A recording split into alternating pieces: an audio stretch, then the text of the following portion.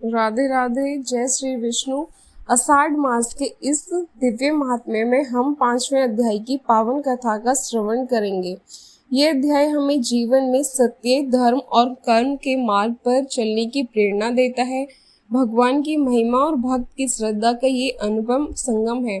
हमें आत्मा की शुद्धि और जीवन की सार्थकता का मार्ग दिखाता है। आइए इस पवित्र कथा के माध्यम से अपने हृदय में भक्ति का दीप प्रज्वलित करते हैं। तो आइए अब सुनते हैं आज की कथा। देवऋषि नारद के पूछने पर श्री ब्रह्मा जी ने कहा कि नारद, गोदावरी गंगा में कार्तिकेय जी का एक तीर्थ है जो बहुत उत्तम है। वह कुमार तीर्थ के नाम से भी प्रसिद्ध है। उसका नाम सुनने मात्र से ही मनुष्य कुलीन और रूपवान हो जाता है। उसके आगे एक रति का तीर्थ है जिसके श्रवण मात्र से सोमपान का फल मिलता है। महामुनि, अब दशमेधिक तीर्थ का महात्म्य सुनो, जिसके श्रवण मात्र से अश्वमेध यज्ञ के फल की प्राप्ति होती है। विश्वकर्मा के पुत्र महाबली त्रिकूप और विश्वरूप के प्रथम नाम पुत्र हुआ। उसके पुत्र का नाम भवन हुआ और महाभव भवन सार्वभौम राजा हुए। उनके पुरोहित काश्यप थे जो सब प्रकार के ज्ञान से निपुण थे। एक दिन महाभाव भवन में अपने पुरोहित से पूछा कि हे मुनि, एक ही साथ 10 अश्वमेध यज्ञ करना चाहता हूँ, वे यज्ञ मैं कहाँ करूँ? काश्यप ने प्रयाग का नाम लिया और उन स्थानों पर यज्ञ करने को बताया जहाँ श्रेष्ठ द्विजों ने पूर्व काल में बड़े बड़े यज्ञों का अनुष्ठान किया था। राजा के यज्ञ में बहुत से ऋषि ऋतव्रत हुए। पुरोहित ने एक ही साथ 10 अश्वमेध यज्ञ आरंभ कर दिए, किंतु उनसे एक भी पूर्ण नहीं हो पाया। ये देखकर राजा को बड़ी चिंता हुई। उन्होंने प्रयाग छोड़कर अन्य स्थान और उन यज्ञों का आरंभ किया, किंतु वहां भी विघ्न दोष का आ पहुंचा। इस प्रकार अपने यज्ञों को अपूर्ण देखकर राजा ने पुरोहित से कहा, देश और काल के दोष से अथवा मेरे और आपके दोष से हमारे 10 अश्वमेध यज्ञ पूर्ण नहीं हो पा रहे हैं। ऐसा कहकर दुखी हुए राजा भवन अपने पुरोहित काश्यप के साथ बृहस्पति जी के ज्येष्ठ भांता संवत के पास गए और इस प्रकार बोले कि भगवान, मुझे ऐसा कोई उत्तर प्रदेश बतलाइए जहाँ एक ही साथ आरंभ किए हुए 10 अश्वमेध यज्ञ पूर्ण हो जाएं। तब मुनि श्रेष्ठ संवत ने कुछ काल तक ध्यान करके महाराजा के भवन कहा, ब्रह्मा जी के पास जाओ, वे ही उत्तर प्रदेश बताएंगे। महाबुद्धिमान भवन महात्मा काश्यप को साथ लेकर मेरे पास आ पहुंचे। हे नारद, मुझसे भी उत्तम देश आदि के विषय में प्रश्न करने लगे। उस समय मैंने भवन और काश्यप से कहा, राजेंद्र, तुम गोदावरी के तट पर जाओ, वहीं यज्ञ करने के लिए पुण्यवान प्रदेश है। वेदों के परागामी विद्वान ये महर्षि काश्यप भी श्रेष्ठ गुरु हैं। इनकी कृपा और गौतमी गंगा के प्रसाद से एक ही अश्वमेध से अथवा वहां स्नान करने मात्र से तुम्हें 10 अश्वमेध यज्ञ की सिद्धि हो जाएगी। ये सुनकर राजा भवन काश्यप जी के साथ गौतमी के तट पर आए और वहां अश्वमेध यज्ञ की दीक्षा ग्रहण की। वे महायज्ञ आरंभ होकर जब पूर्ण हो गया तब राजा इस पृथ्वी का दान करने को तैयार हुए। उसी समय आकाशवाणी हुई, राजन, तुमने पुरोहित काश्यप जी को पर्वत, वन और कानून सहित पृथ्वी देने की कामना करके सब कुछ दान कर दिया। अब भूमि दान की इच्छा छोड़कर अन्न दान करो, वह महान फल देने वाला है। तीनों लोकों में अन्न दान के समान दूसरा पुण्य कार्य कोई नहीं है। विशेषता है गंगा जी के तट पर श्रद्धा के साथ किया हुआ अन्नदान की महिमा अकथनीय है। तुमने जो प्रचुर दक्षिणा से युक्त ये अश्वमेध यज्ञ किए हैं, इससे तुम कृतकृत हो गए हो। अब इस विषय में तुम्हें अन्यथा विचार नहीं करना चाहिए। तिल, गौ, धन, धान्य जो कुछ भी गोदावरी के तट पर दिया जाता है वे सब अक्षय हो जाता है। ये सुनकर सम्राट भवन ने ब्राह्मणों को बहुत सा अन्नदान किया। तब से वे तीर्थ दशक मोदी के नाम से विख्यात हो गया। वहाँ स्नान करने से 10 अश्वमेध यज्ञों के फल की प्राप्ति हो जाती है। उससे आगे पिशाच तीर्थ है जो ब्रह्मवादी महर्षि द्वारा सम्मानित है। वे गोदावरी के दक्षिण तट पर स्थित है। अब नारद, मैं उसका स्वरूप बतलाता हूँ, सुनो। हे मुनि श्रेष्ठ, ब्रह्मगिरी के पार्श्वभाग में अंजन नाम से प्रसिद्ध एक पर्वत है। वहाँ एक सुंदरी अप्सरा श्राप भ्रष्ट होकर उत्पन्न हुई। उसका नाम अंजना था। उसके सभी अंग बहुत सुंदर थे, किंतु मुंह वानरी का था। केसरी नाम श्रेष्ठ वानर अंजना के पति थे। केसरी के एक दूसरी भी स्त्री थी जिसका नाम अद्रिका था। वे भी सापभ्रष्ट अप्सरा ही थी। उसके भी सभी अंग सुंदर थे, किंतु मुंह बिल्ली के समान था। अद्रिका भी अंजन पर्वत पर ही रहती थी। एक समय केसरी दक्षिण समुद्र के तट पर गए। इसी बीच में महर्षि अगस्त्य अंजन पर्वत पर आए। अंजन और अद्रिका दोनों ने महर्षि को यशोचित पूजन किया, जिससे प्रसन्न होकर महर्षि ने कहा, तुम दोनों वर मांगो। तब वे कहने लगी, मुनीश्वर, हमें ऐसे पुत्र दीजिए जो सबसे बलवान, श्रेष्ठ और सब लोगों का उपकार करने वाले हों। तथास्तु कहकर मुनिश्रेष्ठ अगस्त्य दक्षिण दिशा में चले गए। कुछ काल बाद अंजना ने वायु के अंश से हनुमान जी को जन्म दिया और अद्रिका के गर्भ से नैऋत के अंश से पिशाचों का राजा अद्रि उत्पन्न हुआ।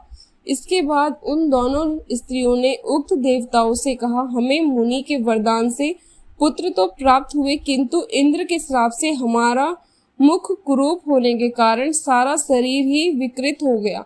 इसे दूर करने के लिए हम क्या उपाय करें, इसे आप दोनों बताइए। तब भगवान वायु और नृत्य ने कहा, गोदावरी में स्नान और दान करने से तुम्हें इस श्राप से छुटकारा मिल जाएगा। ऐसा कहकर वे दोनों वहीं अंतर्ध्यान हो गए। तब पिशाच रूपधारी अद्रि ने अपने भाई हनुमान जी को प्रसन्न करने के लिए माता अंजना को लेकर गोदावरी में स्नान कराया। इसी प्रकार हनुमान जी भी अद्रिका को लेकर बड़ी उतावली के साथ गौतमी गंगा के तट पर आए।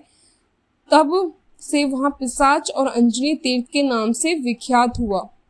वे समस्त अभिष्ट वस्तुओं के देने वाला शुभ तीर्थ है। ब्रह्मगिरी से 53 योजना पूर्व की ओर मार्जराज तीर्थ है। मार्जार तीर्थ से आगे हनुमत तीर्थ और वासनी तीर्थ है। इसके आगे फैना संगम तीर्थ बतलाया है, जो कि समस्त कामनाओं को पूर्ण करने वाला है। उसका स्वरूप और फल उसी के प्रसंग में बतलाया जाएगा। आने वाले कुछ अध्याय में आप हमारे हिंदू धर्म में प्रचलित जो भी तीर्थ है उन सभी की महिमा और महात्म्य का वर्णन जानेंगे कि कौन से तीर्थ में स्नान करने से किन किन फलों की प्राप्ति होती है। इस प्रकार देवऋषि नारद के पूछने पर श्री ब्रह्मा जी उनके सभी प्रश्नों का समाधान करते हुए उन्हें जो उत्तर बताते हैं, उसके आगे का वृत्तांत आप आने वाले अगले अध्याय में सुनिएगा। इससे पहले कल के अध्याय में आपने नंदा गाय की कथा सुनी थी, उसी कथा को अब आगे की भी सुनिए। नंदा के ऐसे सब तो सुनकर उस व्याता को नंदा पर विश्वास हो गया। वह बोला, गाय, तुम्हारी इन शब्दों ने मुझे विश्वास हो गया। अब कुछ लोग मुझसे यह भी कहेंगे कि स्त्री के साथ हास प्रयास में विवाह गौ के संकट से बचने में और प्राण संकट उपस्थित होने पर जो शपथ की जाती है उसकी अपेक्षा करने से पाप नहीं लगता। किंतु तुम इन बातों पर विश्वास मत करना। इस संसार में कितने ही ऐसे नास्तिक हैं जो मूर्ख होते हुए भी अपने आप को पंडित समझते हैं। वे तुम्हारी बुद्धि को क्षण भर में भ्रम में डाल देंगे। जिनके चित्त पर अज्ञान का पर्दा पड़ता जा रहा है, वे शूद्र मनुष्य कृतिपूर्ण युक्तियों और दृष्टियों से दूसरों की मोह में डाल देते हैं। इसलिए तुम्हारी बुद्धि में ये बात नहीं आनी चाहिए कि मैंने शब्दों द्वारा व्यात को ठग लिया। तुमने ही मुझे धर्म का सारा मार्ग दिखलाया। अंत इस प्रकार तुम्हारी जैसी इच्छा हो करो। नंदा बोली, साधु, तुम्हारा कहना ठीक है। तुम्हें भला कौन ठग सकता है? जो दूसरों को ठगना चाहता है वह तो अपने आप को ही ठगता है। व्यात ने कहा, गाय, अब तुम जाओ। पुत्र वत्सल, अपने पुत्र को देखो, दूध पिलाओ, उसका मस्तक चाटो और माता, भाई, सखी, स्वजन और बंधुओं बांधवों का दर्शन करके सत्य को आगे रखकर जल्दी यहाँ वापस लौट कर आओ। पुलस्त्य जी कहते हैं, वे पुरुष वत्सलधेनु बड़ी सत्यवादिनी थी। पूर्वतक प्रकार से शपथ करके जब वे व्यर्थ की आज्ञा ले चुकी थी, तब वे गेस्ट की ओर चली, जहाँ उसका नन्हा बछड़ा उसका इंतजार कर रहा था। चलते समय नंदा के मुख पर आंसुओं की धारा बह रही थी। वे अत्यंत दीन भावना से कांप रही थी। उसके हृदय में बहुत बड़ा दुख था। वह शोक के समुद्र में डूबकर बार बार डकराती रही। नदी के किनारे गैस पर पहुंचकर उसने सुना कि बछड़ा पुकार रहा है। आवाज कानों में पड़ते ही वह दौड़कर उसकी ओर गई और माँ को अपने निकट जानकर बछड़े ने संकित होकर पूछा, माँ, आज क्या हो गया? तुम प्रसन्न नहीं दिख रही, तुम्हारा हृदय में शांति भी नहीं दिखती। बहुत बेचैन हो, तुम्हारी दृष्टि में भी बड़ी बेचैनी है और आज तुम बहुत डरी हुई हो। क्यों? नंदा बोली, बेटा स्तनपान करो, यहाँ उन लोगों की अंतिम भेंट है। अब से तुम्हारी माता का दर्शन दुर्लभ हो जाएगा। बेटा आज एक दिन मेरा दूध पीकर कल सवेरे से किसका पियोगे? वत्स, मुझे अभी लौट कर जाना है। मैं शपथ लेकर यहाँ आई हूँ। भूख से पीड़ित एक बाघ को मुझे अपना जीवन अर्पित करना है। माँ की बात सुनकर बछड़ा कहने लगा, माँ तुम जहाँ जाना चाहती हो वहाँ मैं भी चलूंगा। तुम्हारे साथ मेरा भी मर जाना ही अच्छा है। तुम नहीं रहोगी तो मैं भी अकेले मर जाऊंगा। फिर भला साथ ही क्यों ना मरे? अगर बाघ तुम्हारे साथ मुझे भी मार डालेगा तो निश्चय ही मुझे भी वह उत्तम गति मिलेगी जो मातृभक्त पुत्रों को मिल सकती है। इसलिए मैं तुम्हारे साथ अवश्य चलूंगा। माता से बछड़े हुए बालक के जीने का भला क्या उद्देश्य है? केवल दूध पीकर रहने वाले बच्चों के लिए तो माता के समान दूसरा कोई बंधु ही नहीं है। माँ के समान रक्षक, माँ के समान आश्रय और माँ के समान स्नेह, माँ के समान सुख, माँ के समान देवता इस लोक और परलोक में भी नहीं है। ये ब्रह्मा जी का स्थापित किया हुआ परम धर्म है।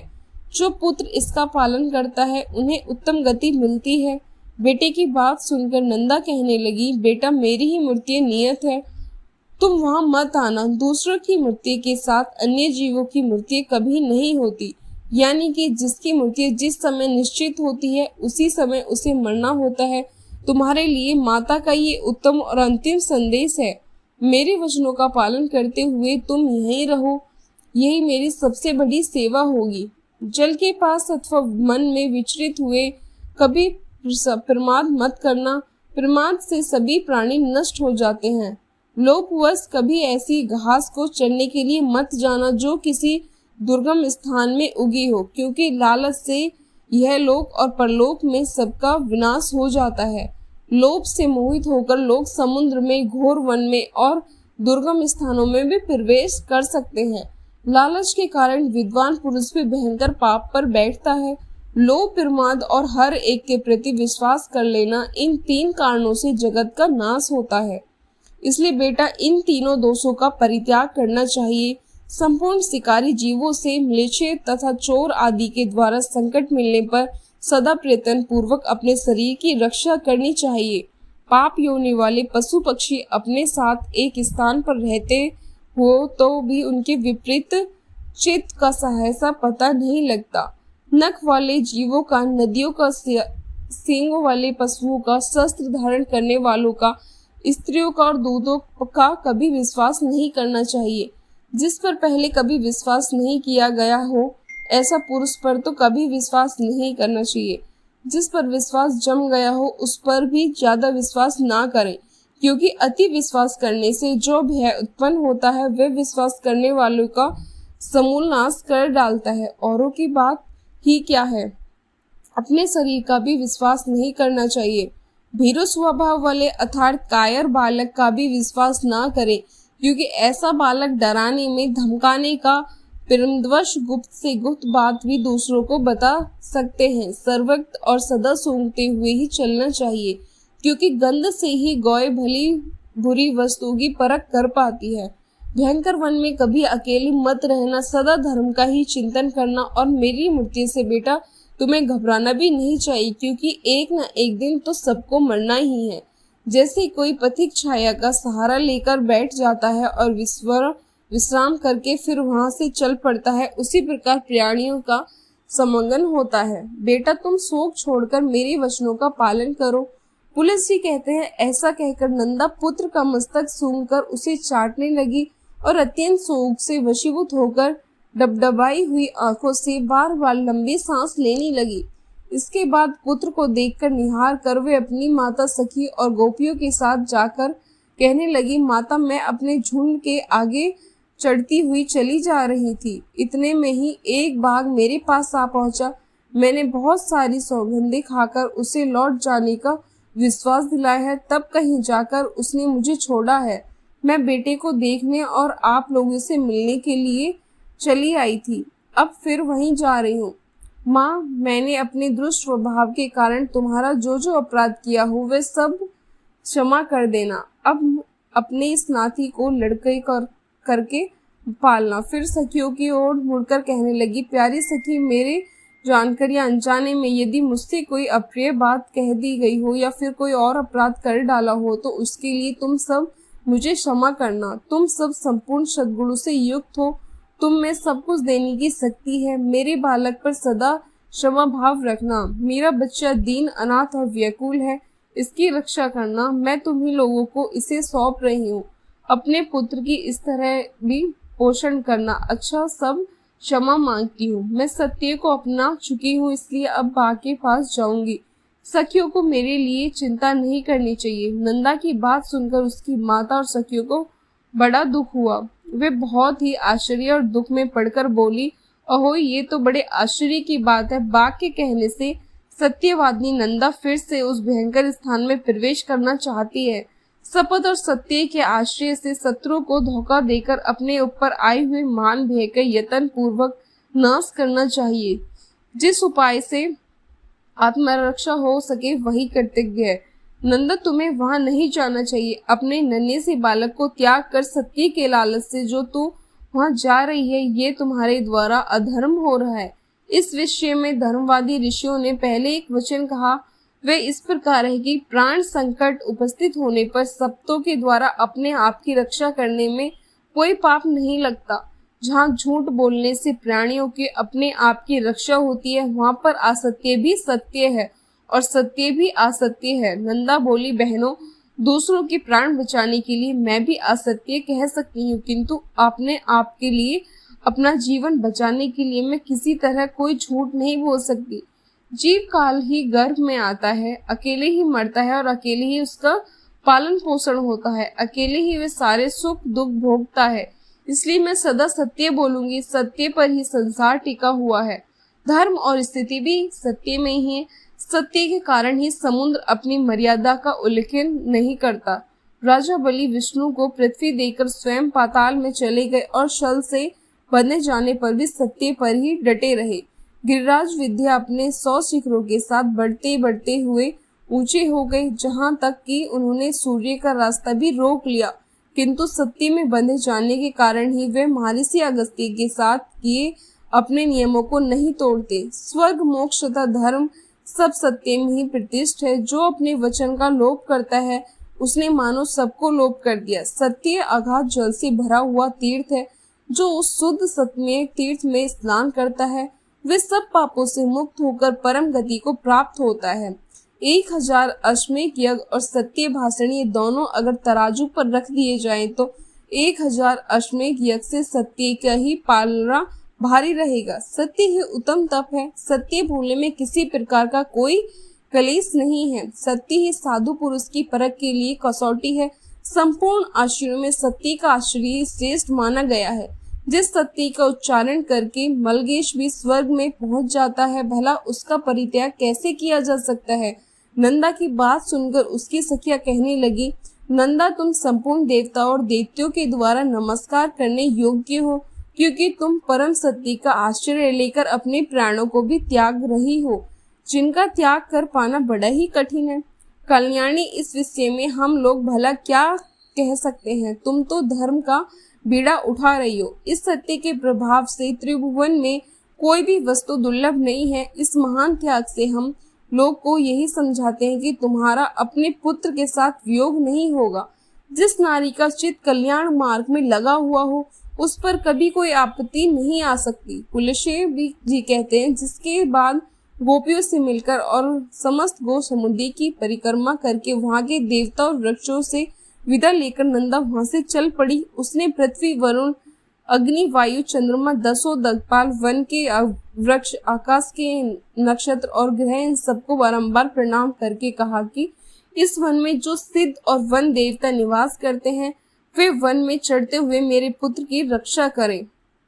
इस प्रकार पुत्र के स्नेहवश बहुत सी बातें कहकर नंदा वहां से चल पड़ी और उस स्थान पर पहुंच गई जहां पर वे तीखी दाढ़ों और भयंकर आकृति वाला मांसभक्षी बाघ मुंह बाएं बैठा था, उसका इंतजार कर रहा था। उसके पहुंचने के साथ ही उसका बछड़ा भी अपनी पूंछ ऊपर और उठाए बड़ी तेजी से दौड़ता हुआ वहां पहुंचकर अपनी माता और व्यर्थ दोनों के सामने आ खड़ा हो गया। पुत्र को आया देखकर और सामने खड़ी हुए मूर्ति बाघ रूपी बाघ पर नजर डालकर नंदा ने कहा, मृगराज, मैं सत्य धर्म का पालन करती हुई तुम्हारे पास आ गई। अब मेरे मानस से तुम इच्छा अनुसार अपनी तृप्ति करो, अपना पेट भरो। नंदा की बात सुनकर व्याहत बोला, गाय, तुम बड़ी सत्यवादिनी निकली। कल्याणी, तुम्हारा स्वागत है। सत्य का सहारा लेने वाले प्राणियों का कोई भी अमंगल नहीं होता। तुमने लौटने के लिए जो पहले सत्य पूर्वक शपथ ली, उसे सुनकर मुझे बड़ा कौतूहल हुआ। यह जानकर फिर भला कैसे लौटेगी? तुम्हारे सत्य की परीक्षा के लिए ही मैंने पुनः तुम्हें भेज दिया था, नहीं तो मेरे पास आकर तुम भला जीती जागती कैसे लौट सकती थी? मैं तो तुम्हें तुरंत ही मारकर खा सकता था। मेरा वह कौतूहल पूरा हुआ। मैं तुम्हारे अंदर सत्य खोज रहा था और वह मुझे मिल गया। इस सत्य के प्रभाव से मैंने तुम्हें छोड़ दिया।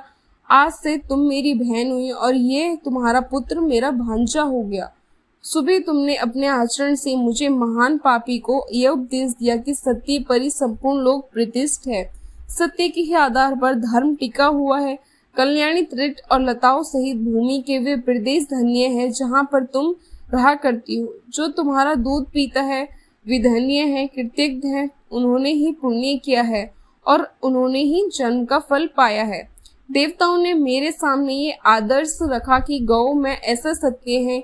ये देखकर अब मुझे अपने जीवन से आरुचि होगी। अब मैं वह कर्म करूंगा जिसके द्वारा पाप से छुटकारा पा जाऊं। अब तक मैंने हजारों जीवों को मारकर खाया। मैं महान पापी, दुराचारी, निर्दयी और हत्यारा हूँ। पता नहीं ऐसे दारुण कर्म करके मुझे किन किन लोकों में जाना पड़ेगा।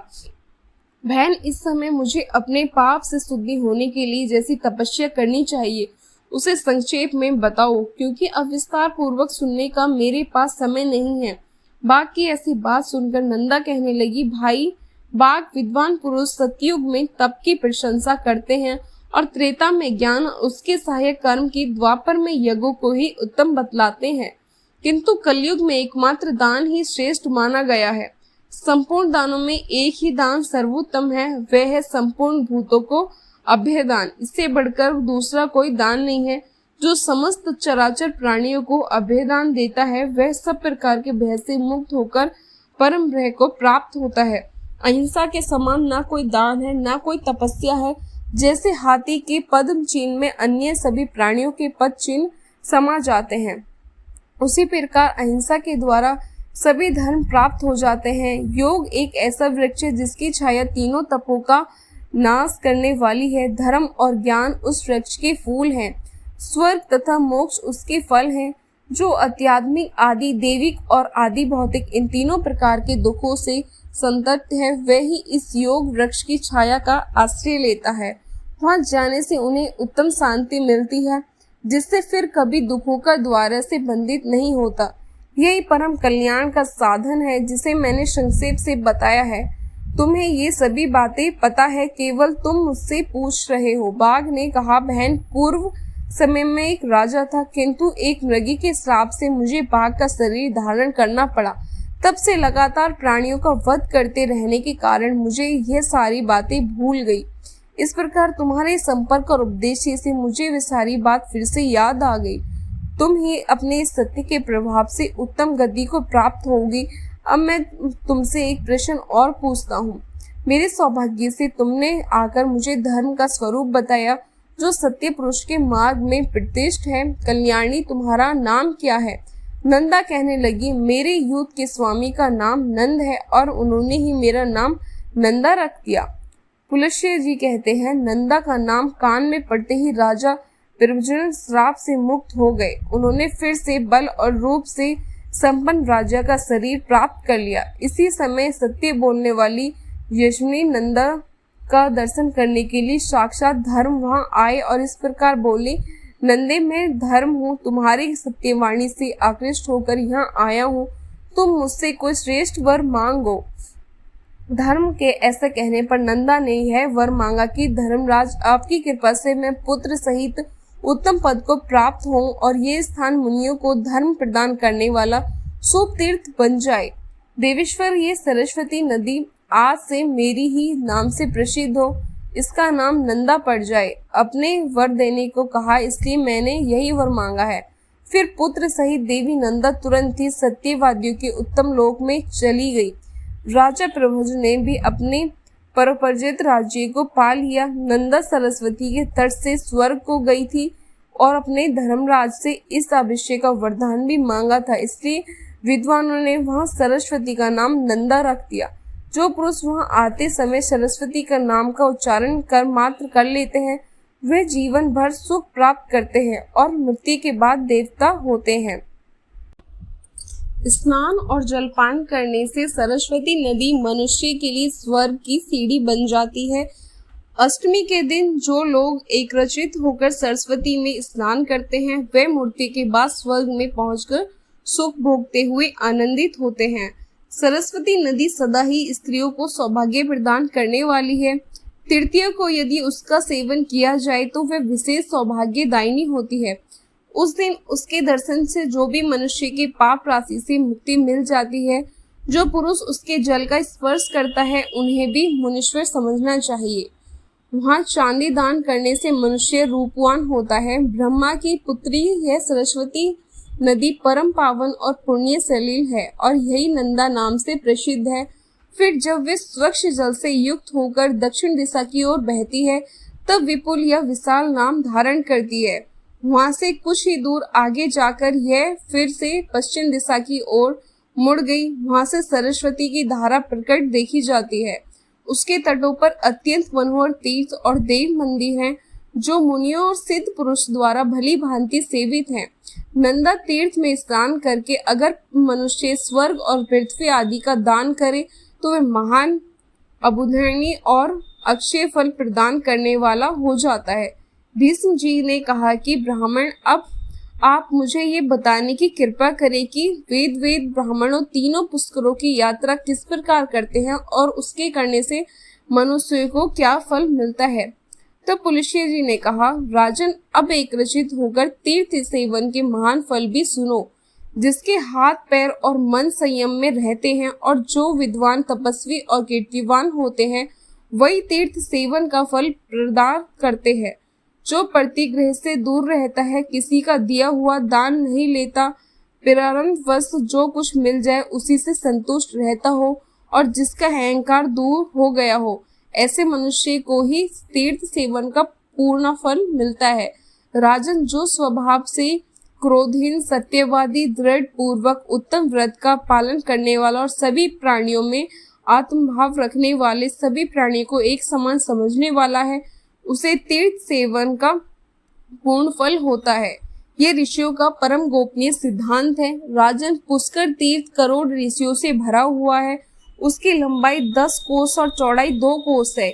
यही उस तीर्थ का परिमाण है। वहां जाने मात्र से मनुष्य को राजसूय और अश्वमेध यज्ञ का फल मिल जाता है। जहां अत्यंत पवित्र सरस्वती नदी ने ज्येष्ठ पुष्कर में प्रवेश किया, वहां चैत शुक्ल चतुर्दशी को ब्रह्मा आदि देवता, ऋषियों, सिद्धों और चरणों का आगमन होता है। इसलिए उन तिथियों को देवता और पितरों के पूजन में प्रवृत्त होकर मनुष्य को वहां स्नान करना चाहिए। उससे वे अभय पद को प्राप्त होता है और अपने कुल का भी उद्धार करता है। राजन, अब मैं तुमसे इस तीर्थ के आश्रयों का वर्णन करता हूँ। एग्रचित होकर सुनो। महर्षि अगस्त्य ने इस तीर्थ में अपना आश्रम बनाया और जो देवताओं के आश्रम की बराबरी करता है। पूर्व समय में वहाँ सप्त ऋषियों का भी आश्रम था। ब्रह्म, ऋषियों और मुनियों ने यहाँ आश्रम बनाया था। यज्ञ पर्वत के किनारे यहाँ नागों की रमणी पूरी हुई। महाराज, मैं महामन अगस्त्य जी के प्रभाव का संक्षेप से वर्णन करता हूँ, ध्यान देकर सुनो। बहुत समय पहले की बात है। सतयुग में काल के नाम से प्रसिद्ध दानव रहा करते थे। उनका स्वभाव बहुत कठोर था और वे सदा युद्ध करने के लिए तत्पर रहा करते थे। एक समय वे कभी दानव नाना प्रकार के अस्त्र शस्त्रों से सुशोभित होकर वहां वृत्रशंस को बीच में करके इंद्र आदि देवताओं पर चारों ओर चढ़ाए। तब देवता गण इंद्र को आगे करके ब्रह्मा जी के पास गए। उन्हें हाथ जोड़कर खड़े देखकर ब्रह्मा जी कहने लगे, देवताओं, तुम लोग जो कार्य करना चाहते हो वे सब मुझे पता है। मैं ऐसा उपाय बताऊंगा जिससे तुम वृत्रशुर का वध कर सकोगे। दत्ताशीष नाम के एक महर्षि हैं, उनकी बुद्धि बहुत ही उदार है। तुम लोग एक साथ जाकर उनसे वर मांगो, वे धर्मात्मा हैं इसलिए प्रसन्न होकर तुम्हारी मांग पूरी करेंगे। तुम मुझसे यही कहना कि आप त्रिभुवन का हित करने के लिए अपनी हड्डियां हमें प्रदान करें। निश्चय ही वे अपना शरीर त्याग कर तुम्हें हड्डियां अर्पण कर देंगे। उनकी हड्डियों से तुम लोग अत्यंत भयंकर और दृश्य वज्र तैयार करो, जो दिव्य शक्ति से संपन्न उत्तम अस्त्र होगा, जिससे बिजली के सामने गड़गड़ाहट पैदा करने और महान से महान शस्त्रों का विनाश करने वाला कोई उसे वज्र से इंद्र वृत्रशुर का वध करेगा। पुलकेश जी कहते हैं, ब्रह्मा जी के कहने पर समस्त देवता उनकी आज्ञा लेकर इंद्र के आगे करके दत्ताशीष के आश्रम पर गए। वहां सरस्वती नदी को उस पार बना हुआ था, तरह तरह के वृक्ष और लताएं उसे घेरे हुए थी। वहां पहुंचकर देवताओं ने सूर्य के समान तेजस्वी महर्षि दत्ताशीष का दर्शन किया। उनके चरणों में प्रणाम करके ब्रह्मा जी के कहे अनुसार वरदान मांगा। तब दत्ताशीष ने बहुत प्रसन्न होकर देवताओं को प्रणाम करके ये कार्य साधक वचन कहा कि अहो, आज इंद्र आदि संपूर्ण देवता यहाँ किस लिए पधारे हैं? मैं देखता हूँ आप सब लोगों को कांति फीकी पड़ गई, आप लोग पीड़ित दिखाई दे रहे हैं। जिस कारण से आपके हृदय को कष्ट पहुंच रहा है उसे शक्ति पूर्वक बताइए। तब देवता बोले, महर्षि, यदि आपकी हड्डियों का शस्त्र बनाया जाए तो उससे देवताओं को दुख दूर हो सकता है। सुनकर दत्ताशीष ने कहा, देवताओं, जिससे आप लोगों का हित होगा वह कार्य मैं अवश्य करूंगा। आज आप लोगों के लिए मैं अपने शरीर का भी त्याग करता हूँ। ऐसा कहकर मनुष्य में श्रेष्ठ महर्षि दत्ताशीष ने सहसा अपने प्राणों का परित्याग कर दिया। तब सभी देवताओं ने आवश्यकता के अनुसार उसके शरीर से हड्डियां निकाल ली, जिससे उन्हें बड़ी प्रसन्नता हुई और वे विजय पाने के लिए विश्वकर्मा के पास जाकर बोले कि आप इन हड्डियों से वज्र का निर्माण कीजिए। देवताओं के वचन सुनकर विश्वकर्मा ने बड़ी प्रसन्नता के साथ प्रयत्न पूर्वक उग्र शक्ति उत्पन्न वज्रासन का निर्माण किया और फिर इंद्र से कहा, देवेश्वर, ये वज्र सब शस्त्रों से संपूर्ण श्रेष्ठ है। आप इसके द्वारा देवताओं को भयंकर शत्रु व्यजित प्रसन्नता से भस्म को कीजिए। उनके ऐसा कहने पर इंद्र को बड़ी प्रसन्नता हुई और उन्होंने शुद्ध भाव से उस वज्र को ग्रहण किया। इसके बाद इंद्र देवताओं से सुरक्षित हो वज्र हाथ में लिए वृत्र का सम्मान करने के लिए गए, जो पृथ्वी और आकाश को घेर कर खड़ा हुआ था। काल के नाम से विशाल दानव हाथों में शस्त्र उठाए चारों ओर से उसकी रक्षा कर रहे थे। फिर तो दानवों के साथ देवताओं का भयंकर युद्ध प्रारंभ हो गया। 2 घड़ी तक तो ऐसे ही मारकाट हुई जो संपूर्ण लोगों को महान भय में डालने वाली थी। वीरों को भुजाओं से चलाई हुई तलवारें जब शत्रुओं के शरीर पर पड़ती तब बड़े जोर का शब्द होता। आकाश से पृथ्वी पर गिरते हुए मस्तक ताड़ के फलों के समान लगते थे। उनसे वहां की सारी भूमि पटी हुई दिखाई देती थी। उस समय सोने के कवच पहने हुए काल के दानव दावतल से जलते हुए वृक्षों के समान लग रहे थे। वे हाथों में परीर लेकर देवताओं पर टूट पड़े। उन्होंने एक साथ मिलकर बड़ी तेज से धावा किया। यद्यपि देवता भी एक साथ इकट्ठा होकर ही युद्ध कर रहे थे, तो भी वे उन देवताओं को तेजी को सह रहे थे। उनके पैर उखड़ गए और वे भयभीत होकर भाग खड़े हुए। देवताओं को डर कर भागते और वृत्रशुर को प्रबल होते देख 1000 आंखों वाले इंद्र को भी बड़ी घबराहट हुई। इंद्र की ऐसी अवस्था देखकर सनातन भगवान श्री विष्णु ने उनके भीतर अपने तेज का संचार करके उनके बल को बढ़ाया। इंद्र को भी श्री विष्णु के तेज से भरा हुआ देखकर देवताओं और निर्मल अंत कारण करने वाले ब्रह्म ऋषियों ने भी उनसे अपने अपने तेज का संचार कर दिया। इस प्रकार भगवान श्री विष्णु देवता तथा महाभाग महर्षियों के तेज से वृद्धि को प्राप्त होकर इंद्र अत्यंत बलवान हो गए। देवराज इंद्र को सबल जानकर वृत्रासुर ने बड़े जोर से सिंहनाद किया। उसकी विकट गर्जन से पृथ्वी, दिशाएं, अंतरिक्ष, दलोक और आकाश में सभी कांप उठे। वह भयंकर सिंहनाद सुनकर इंद्र को बड़ा संताप हुआ। उसने हृदय में भय समा गया और फिर उन्होंने बड़ी उतावली के साथ अपना यह महान वज्रासन उसके ऊपर छोड़ दिया। इंद्र के वज्र का आघात पाकर वह महान असुर निपुण होकर धरती पर गिर गए पड़ा, जिसके बाद सभी देवता तुरंत आगे बढ़कर वृत्रासुर के वध से स्तन हुए शेष दैत्यों को मारने लगे। देवताओं की मार पड़ने पर वे महान असुर भय से पीड़ित होकर वायु के समान तेजी से भागकर आगाध समुद्र में जा छुपे। वहां एकत्रित होकर सबके सब तीनों लोगों का नाश करने के लिए आपस में सलाह करने लगे। उनमें जो विचारक थे उन्होंने तरह तरह के उपाय बतलाए, तरह तरह की युक्तियां सुझाई और आखिरकार ये निश्चय हुआ कि तपस्या से ही संपूर्ण लोग टिके हुए हैं, इसलिए उसी का श्रेय करने के लिए जल्द ही किया जाए। पृथ्वी पर जो कोई तपस्वी, धर्मयज्ञ और विद्वान हो उनको तुरंत वध कर दिया जाए। उनके नष्ट हो जाने पर संपूर्ण जगत का स्वयं ही नाश हो जाएगा।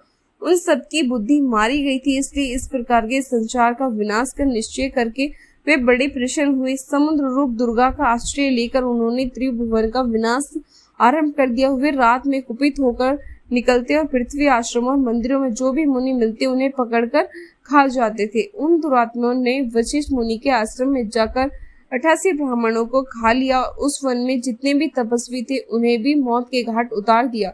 महर्षि च्यवन के पवित्र आश्रम पर जहाँ बहुत से ब्राह्मण निवास किया करते थे, जाकर उन्होंने फल मूल का संहार करने वाले 100 मुनियों को अपना भोजन बना लिया। इस प्रकार रात में वे मुनियों का संहार करते और दिन में समुद्र के भीतर घुस जाते। भारद्वाज जी के आश्रम पर जाकर उन दानवों ने वायु और जल पीकर संयम नियम के साथ रहने वाले 20 ब्रह्मचारियों की हत्या कर डाली। इस तरह बहुत दिन तक उन्होंने मुनियों का भक्षण जारी किया, उन्हें मार काटना जारी रखा, किंतु मनुष्यों को इन हत्यारों का पता नहीं चला। उस समय कालिके के भय से पीड़ित होकर सारा जगत निर्तहस हो गया और स्वाध्याय बंद हो गया। यज्ञ और उत्सव समाप्त हो गए। मनुष्य की संख्या दिनों दिन कम होती चली गई। वे भयभीत होकर आत्मरक्षा के लिए 10 दिशाओं में दौड़ने लगे। कोई दृढ़ गुफाओं में छुप गए, दूसरों ने झरनों की शरण ली, कितनों ने भय से व्याकुल होकर अपने प्राण त्याग दिए। इस प्रकार यज्ञ और उत्सवों से रहित होकर जब सारा जगत नष्ट होने लगा, तब इंद्र सहित संपूर्ण देवता व्यथी होकर भगवान श्री नारायण की शरण में गए और इस प्रकार स्तुति करने लगे। देवता बोले, आप ही हमारे जन्मदाता और रक्षक हैं, आप ही संसार का भरण पोषण करने वाले हैं। चर और अचर संपूर्ण जगत की सृष्टि आपसे ही है। कमल नयन पूर्वक समय में ये भूमि नष्ट होकर रसातल में चली गई। इसी समय आपने ही वरह रूप धारण करके संसार के हित के लिए इसका समुद्र से उद्धार किया था। पुरुषोत्तम आदि दैत्य हिरण्यकाश्यप बड़ा पराक्रमी था, तो आपने भी नृसिंह रूप धारण करके उसका वध कर डाला। इस तरह आपके बहुत से ऐसे अलौकिक कर्म हैं जिनकी गणना नहीं हो सकती। मधुसूदन, हम लोग भयभीत हो रहे हैं, अब आप ही हमारी गति करें। इसलिए देवेश्वर, हम आपके लोगों की रक्षा के लिए प्रार्थना करते हैं। संपूर्ण लोगों की, देवताओं की और इंद्र की इस महान भय से रक्षा कीजिए। आपकी कृपा से 4 लोगों में बटी हुई संपूर्ण प्रजा जीवन धारण करती है। आपकी दया से मनुष्य स्वस्थ होंगे और देवताओं की हव्य कवियों से तृप्ति होगी। इस प्रकार देव, मनुष्य आदि संपूर्ण लोग एक दूसरे की आश्रित हैं। आपकी कृपा से इन सब का उद्रेक शांत हो सकता है और आपके द्वारा ही इनकी पूर्णतः रक्षा होनी संभव है। भगवान, संसार के ऊपर बड़ा भारी भय आ पहुंचा है। पता नहीं कौन रात्रि में जाकर ब्राह्मणों का वध कर डालता है। ब्राह्मणों का श्रेय हो जाने पर समूची पृथ्वी का तो नाश ही हो जाएगा। इसलिए महावीर, हे जगतपति, आप ऐसी कृपा करें जिसके सारे द्वारा सुरक्षित होकर इस लोक का विनाश ना हो। इस प्रकार देवताओं द्वारा स्तुति किए जाने पर भगवान श्री विष्णु बोले, देवताओं, मुझे प्रजा के विनाश का सारा कारण पता है, मैं तुम्हें बताता हूँ, निश्चित होकर सुनो। काल के नाम से विख्यात जो दानवों का समुद्र है, वहाँ बड़ा ही निष्ठुर है। उन दानवों ने ही परस्पर मिलकर संपूर्ण जगत को कष्ट पहुंचाना आरंभ किया है। वे इंद्र के द्वारा वृद्धासुर को मार कर गया, देखा वो अपनी जान बचाने के लिए समुद्र में घुस गया। तरह तरह के ग्रहों से भरे हुए भयंकर समुद्र में रहकर वे जगत का विनाश करने के लिए रात में मुनियों को खा जाते थे। तब तक वे समुद्र के अंदर छुपे रहेंगे जब तक उनका नाश होना असंभव है। इसलिए अब तुम लोग समुद्र को ही सुखाने का कोई उपाय सोचो। पुलुष्य जी कहते हैं, भगवान श्री विष्णु के ऐसे वचन सुनकर देवता ब्रह्मा जी के पास आकर वहां से महर्षि अगस्त्य जी के आश्रम पर गए। वहां पहुंचकर उन्होंने मित्र वरुण के पुत्र परम तेजस्वी महात्मा अगस्त्य ऋषि को देखा। अनेकों महर्षि उनकी सेवा में लगे हुए थे, उनमें प्रमाद का लोभ भी नहीं था। वे तपस्या की राशि लगा रहे थे। ऋषि लोग उनके अलौकिक कर्मों की चर्चा करते हुए उनकी स्तुति कर रहे थे। देवतागण कहने लगे, महर्षि, पूर्व समय में जब राजा निहुस के द्वारा लोगों को कष्ट पहुंचा रहा था, उस समय अपने संसार के हित के लिए उन्हें इंद्र पद से भ्रष्ट किया और इस प्रकार लोक का कांटा दूर करके आप जगत के आश्रय दाता हो। जिस समय पर्वतों में श्रेष्ठ विंध्याचल सूर्य के ऊपर क्रोध करके बढ़कर बहुत ऊंचा हो गया था, उस समय आपने ही नतमस्तक किया। तब से आज तक आपकी आज्ञा का पालन करता हुआ वे पर्वत बढ़ता नहीं है। जब सारा जगत अंधकार से भरा हुआ था, राजा मूर्ति से पीड़ित होने लगे, उसी समय आपका ही रक्षक समझकर प्रजा आपकी शरण में आई और उसे आपके द्वारा परम आनंद और शांति की प्राप्ति हुई। जब जब हम लोगों का भय का आक्रमण हुआ, तब तब सदा ही अपने हमें शरण दी। इसलिए महर्षि, हम भी आज आपसे एक वर की याचना करते हैं। आप वरदाता हैं, इसलिए हमारी इच्छा पूर्ण कीजिए। भीष्म जी ने कहा, महामुनि, क्या कारण था जिससे विंध्य पर्वत सहसा क्रोध से मूर्छित होकर बढ़कर बहुत ऊंचा हो गया? तब पुलस जी कहने लगी कि सूर्य प्रतिदिन उदय और अस्ति के समय सूर्य महापर्वत गिरिराज मेरु की परिक्रमा किया करता था। एक दिन सूर्य को देवकर विंध्याचल ने उससे कहा, भास्कर, जिस प्रकार आप प्रतिदिन मेरु पर्वत और परिक्रमा किया करते हैं, उसी प्रकार मेरी भी कीजिए। ये सुनकर सूर्य ने गिरिराज विद से कहा, शैल, मैं अपनी इच्छा से मेरु की परिक्रमा नहीं करता। उन्होंने इस संसार की सृष्टि की है, उन विधाता ने ही मेरे लिए मार्ग नियत कर दिया है। उनका ऐसे कहने पर विंध्याचल को तुरंत क्रोध हो आया और वह सूर्य तथा चंद्रमा का मार्ग रोकने के लिए बढ़कर वहां पहुंच हो गए। तब इंद्र आदि संपूर्ण देवताओं ने जाकर बढ़ते हुए गिरिराज विंध्याचल को रोका, किंतु उसने उनकी बात ही नहीं मानी। तब वे महर्षि अगस्त्य के पास जाकर बोले, मुनीश्वर, शैलराज विंध्य क्रोध से वशीभूत होकर सूर्य, चंद्रमा और नक्षत्रों का मार्ग रोक रहा है, उसे कोई निवारण नहीं कर पाता। देवताओं की बात सुनकर ब्रह्मा ऋषि अगस्त्य जी विंध्य के पास गए और आदर पूर्वक बोले, पर्वत श्रेष्ठ, में दक्षिण दिशा में जाने के लिए तुमसे मार्ग चाहता हूँ। तब तक मैं लौटकर वापस न आऊं, तब तक तुम नीचे ही रहकर मेरी प्रतीक्षा करना। मुनि की बात मानकर विंध्याचल ने वैसा ही किया। महर्षि अगस्त्य दक्षिण दिशा से आज तक नहीं लौटे, इसी से विंध्य पर्वत अब नहीं पड़ता। फिर तुम्हारे प्रश्न के अनुसार ये प्रसंग मैंने तुम्हें सुना दिया। अब देवताओं ने जिस प्रकार काल के दैत्यों का वध किया, वे वृत्तांत भी सुनो। देवताओं के वचन सुनकर महर्षि अगस्त्य ने पूछा, आप लोग यहाँ किस लिए आए हैं और मुझसे क्या वरदान चाहते हैं? उनके इस प्रकार पूछने पर देवताओं ने कहा, महात्म्य, हम आपसे एक अद्भुत वरदान चाहते हैं। महर्षि, आप कृपया करके समुद्र को पी जाइए। आपका ऐसे करने पर हम लोग देवद्रोही काल के नामक दानवों को उनके सगे संबंधी सहित मार डालेंगे। तब देवताओं की बात सुनकर महर्षि ने कहा, बहुत अच्छा देवराज, मैं आप लोगों की इच्छा अवश्य ही पूर्ण करूंगा। ऐसा कहकर वे देवताओं और तपस्विद मुनियों के साथ जल निधि समुद्र के पास गए। उनके इस अद्भुत कर्म को देखने की इच्छा से बहुत सारे मनुष्य, नाग, गंधर्व, यज्ञ और किन्नर भी उन महात्म्यों के पीछे गए। महर्षि सहसा समुद्र के तट पर जा पहुंचे। समुद्र भयंकर गर्जन कर रहा था। वे अपनी उताल तरंगों से नृत्य करता हुआ सा लग रहा था। महर्षि अगस्त्य के साथ संपूर्ण देवता, गंधर्व, नाग और महाभोग मुनि जब महासागर के किनारे पहुंच गए, तब महर्षि ने समुद्र को पी जाने की इच्छा से उन सबको लक्ष्य करके कहा, देवगण, संपूर्ण लोगों का हित करने के लिए इस समय मैं इस महासागर को पी लेता हूँ। अब आप लोग जो कुछ करना है हो जल्दी ही कीजिए। ऐसा कहकर वे सबके देख समुद्र को पी गए। ये देखकर इंद्र आदि देवताओं को बड़ा आश्चर्य और वे महर्षि की स्तुति करते हुए कहने लगे, भगवान, आप हमारे रक्षक और लोगों को नया जन्म देने वाले हैं। आपकी कृपा से देवताओं सहित संपूर्ण जगत का भी कभी उन्मूलन नहीं हो सकता। इस प्रकार संपूर्ण देवता उनका सम्मान कर रहे थे। प्रधान गंधर्व हर्षनाद करते हुए महर्षि के ऊपर दिव्य पुष्करों की वर्षा हो रही थी।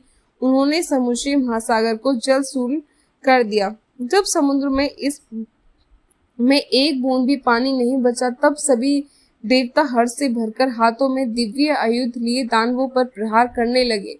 महाबली देवताओं का वेग असुरों के लिए असहनीय हो गया। उनकी मार खाकर भी वे भीम काय दानव 2 घड़ी तक घमासान युद्ध करते रहे, किंतु वे पवित्र आत्मा मुनियों की तपस्या से दग्ध हो चुके थे। इसलिए पूरी शक्ति लगाकर प्रयास करते रहने पर भी देवताओं के हाथों से मारे गए। जो मरने से बच गए वे पृथ्वी फाड़कर पाताल में घुस गए। दानवों को मारा गया। देवताओं ने तरह तरह के वचनों द्वारा मुनियों श्रेष्ठ अगस्त्य जी की स्तुति की और इस प्रकार कहा कि माँ भाग आपकी कृपा संसार के लोगों को बड़ा सुख मिला। कालवे दानव बड़े ही क्रूर और पराक्रमी थे, ये सब आपकी शक्ति से मारे गए। लोग रक्षक महर्षि, जब इस समुद्र को भर दीजिए, आपने जो जल पिया है वे सब इसमें वापस छोड़ दीजिए। उनके ऐसा कहने पर मुनि श्रेष्ठ अगस्त्य जी बोले, वह जल तो मैंने पचा लिया, अब समुद्र को भरने के लिए आप लोग कोई दूसरा उपाय सोचिए। महर्षि की बात सुनकर देवताओं को विस्मय भी हुआ और दुख भी। वहां इकट्ठे हुए सब लोग एक दूसरे की अनुमति लेकर मुनिवर अगस्त्य जी को प्रणाम करके जैसे आए थे वैसे ही लौट गए। देवता लोग समुद्र को भरने के विषय में परस्पर विचार करते हुए ब्रह्मा जी के पास पहुंच गए। वहां पहुंचकर उन्होंने हाथ जोड़कर ब्रह्मा जी को प्रणाम किया और समुद्र को पुनः भरने का उपाय पूछा। तब लोग पितामह ब्रह्मा जी के उनसे कहा, देवताओं तुम सब लोग इच्छा अनुसार अपने अपने अभिष्टान को लौट जाओ।